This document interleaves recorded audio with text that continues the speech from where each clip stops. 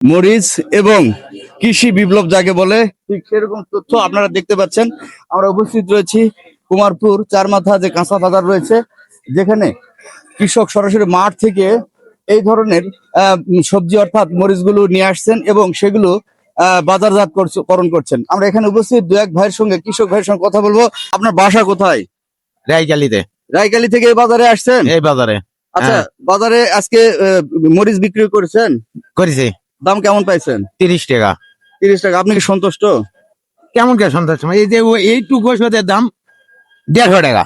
একটু আগে তাহলে মনে করেন একবার ছিটাবা গেলে আমার 2.5 বিঘা মাটি, একবার ছিটাবা গেলে লাগবে হলে 3টা প্যাকেট লাগবে।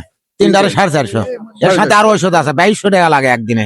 একদিনে 2200 টাকা? 2200 টাকার ওষুধ লাগে। কয়দিন পর পর স্প্রে করতে হয়? 3 দিন পর। 3 দিন পর পর 2200 টাকা? 3 দিন পর পর 2200 টাকা। জমি কতটুকু? 2.5 বিঘা। 2.5 বিঘা। 2 বিঘায় 3 দিন পর পর 2200 টাকা খরচ 2200 হয়। টাকা। আমাদের ঠিক এই কৃষক ভাইয়ের থেকে আমরা শুনছিলাম আমাদের দিন পর যাবে কেমনে এখন? মানে দাম বাড়লে হয়তো একটু সাশ্রয় হবে। দাম বাড়লে একটু করা যাবে। মানুষ লিবা গেলে 500 টাকা দিন, মানুষের খরচ বেশি। আপনারা কোথা থেকে আসছেন?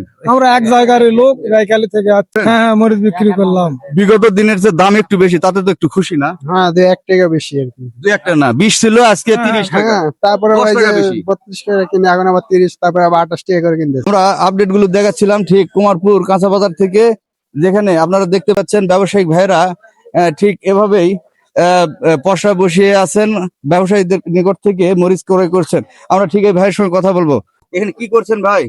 এখানে যে টাকা দিচ্ছি মরিচের। মরিচের? জি। আচ্ছা, আপনারা কৃষক ভাইদের নাকি হয়রানি করাচ্ছেন? না, এখানে হয়রানির কি আছে?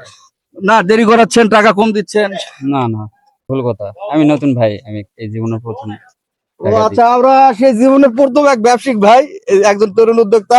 আমরা তাকে দেখে হাটে কেন এসেছেন? মরিচ বিক্রি করতে। মরিচ কতটুকু চাষ করেন? মরিচ 1 বিঘা চাষ করেছি।